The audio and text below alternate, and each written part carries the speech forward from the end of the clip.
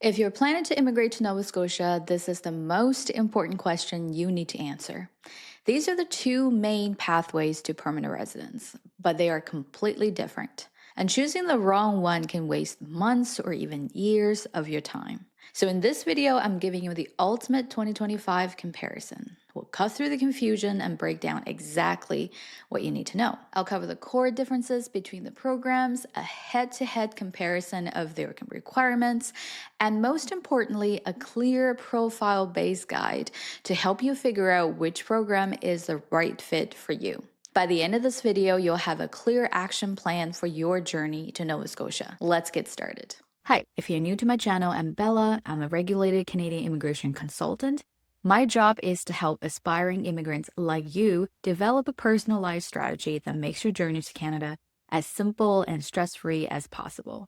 That's the work I do with my clients every day, and it's the same guidance I'll be sharing with you right here. Before we dive into the strategy, let's establish the fundamentals. The Atlantic Immigration Program is a federal program designed specifically for Canada's 4 Atlantic provinces. Its core mission is to help local employers hire qualified foreign talent for jobs they haven't been able to fill locally. Think of it as a direct response to the specific labor needs of the entire Atlantic region. For this reason, the Atlantic Immigration Program is unequivocally employer-led.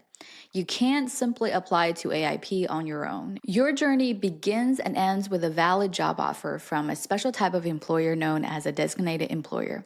The employer finds you, offers you the job, and then they lead the process of getting provincial endorsement. You're the qualified passenger, the employer is the pilot. The Nova Scotia Nominee program, on the other hand, is Nova Scotia's own program. It's a provincial nominee program, or PNP, which means the provincial itself selects and nominates immigrants who have the specific skills and experience that align with its top priorities. A nomination from the province is the critical first step before you can apply to the federal government for permanent residence. Therefore, the NSNP is province-led. Here, the government of Nova Scotia is in driver's seat. They set priorities and select candidates who meet their specific needs. While many of its streams require a job offer, some don't. For example, the province can scan the Federal Express entry pool and invite a software developer with high French language scores simply because that's what they need at that moment, without any prearranged job. In this case, your profile is what matters most. Okay, now let's get to the reality of 2025. Remember the 50% federal cut to PNP allocations? Here's how it's playing out on the ground in Nova Scotia. The province share for the NSNP is now only about 1,365 nominations for the entire year of 2025. And to put that in perspective, the province has already received more applications than it can possibly approve. In response, Nova Scotia has been forced to make some tough choices, like prioritizing people who are already in Nova Scotia with a work permit expiring in 2025, as well as those in healthcare and construction sectors. But here is a crucial piece of information. For the Atlantic Immigration Program, Nova Scotia also has a separate allocation of about 1,350 endorsements, and the AIP is not subject to the same provincial cuts. This transforms the AIP from just another option into the primary and, in many cases, the only viable pathway for a huge number of skilled workers in fields like IT, finance, marketing, transportation, and many more. The door to the NSNP may have closed for many, but the door to the AIP remains wide open. These are massive changes, and I know this can feel overwhelming. How you should proceed depends entirely on your personal profile. If you're wondering how these shifts directly impact your eligibility and what your best foot forward is, this is the perfect time to get professional advice. Click the link in the description below to book a one-on-one consultation with me so that we can build a personalized strategy for you in this new landscape. So, since the AIP is now the most important program for many of you, let's break down exactly how it works. The process involves 3 main stages, with your employer doing the heavy lifting with the province.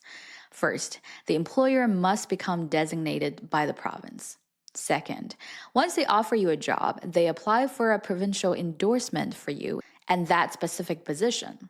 A unique and mandatory part of this is that you must work with a settlement service provider to create a settlement plan, which is submitted with the endorsement application. For you, the candidate, eligibility for the AIP as a skilled worker boils down to 3 key things. First, work experience, at least 1,560 hours of paid work in the last 5 years.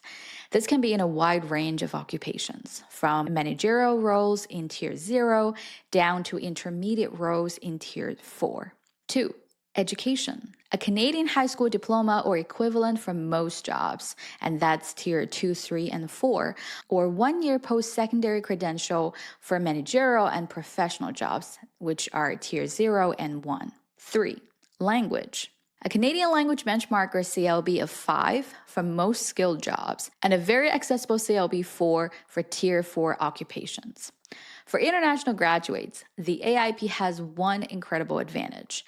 The work experience requirement is completely waived if you graduated from a program of at least 2 years at a recognized institution in one of the 4 Atlantic provinces. Finally, one of the most powerful features of the AIP is the option of getting a 2-year LMIA exempt temporary work permit after you get your provincial endorsement.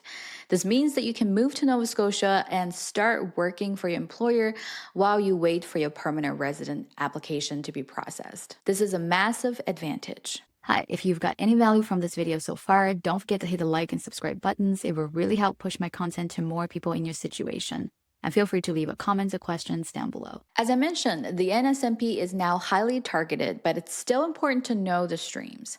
I have another video that goes into extreme detail on the NSNP, but for today, here's the quick review. So the NSNP streams fall into a few main categories. First, we have the express entry linked streams. These include the Nova Scotia Experience stream and the Labor Market Priorities stream. If you are nominated through one of these, you get an additional 600 points on your CRS score, which essentially guarantees you'll be invited to apply for permanent residence. Then we have direct to province streams. These include the skilled worker and occupations in demand streams. These are the pathways most affected by the current 2025 pauses and sector restrictions. And then we also have specialized streams. The NSNP also has highly targeted pathways for physicians, entrepreneurs, and a new critical construction worker pilot designed to address severe labor shortages in that industry. To make this even clearer, let's put these 2 programs head to head. I'm going to put a table on the screen to summarize the core differences. As you can see, the fundamental design is completely different. Now let's look at the detailed eligibility for the main worker streams. The key takeaways here are the AIP's broader occupational eligibility, including Tier 4 occupations, and its more accessible language requirement for the Tier 4 jobs. Now, pay special attention to this next point because it's a common point of confusion. For the AIP, a job offer must come from an employer who has gone through a formal process to become designated by the province.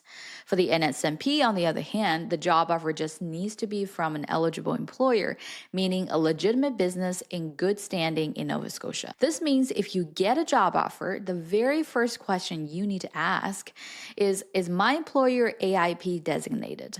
The answer to that question determines which program is even an option for you.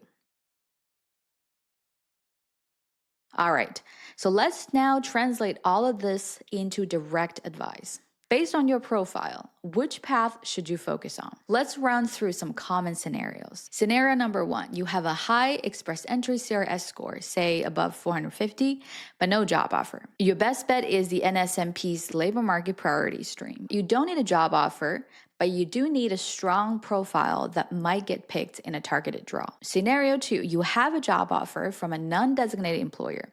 If you have a job offer from a great company, but they're not on the AIP designated list, your only immediate option is the NSNP.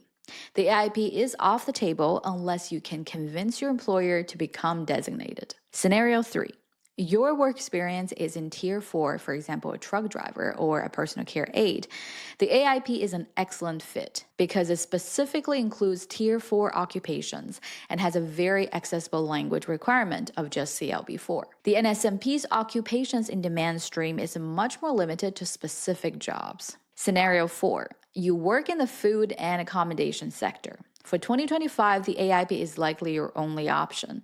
The relevant NSNP streams are paused for your sector. Your entire job search should be focused on finding an AIP designated employer. Scenario 5.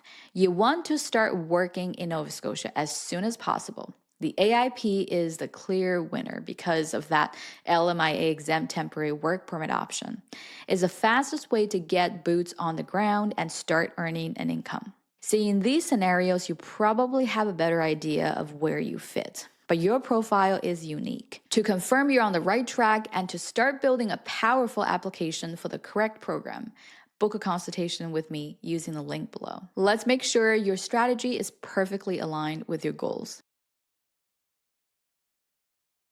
Now, for the practical steps, here's your playbook for a successful application.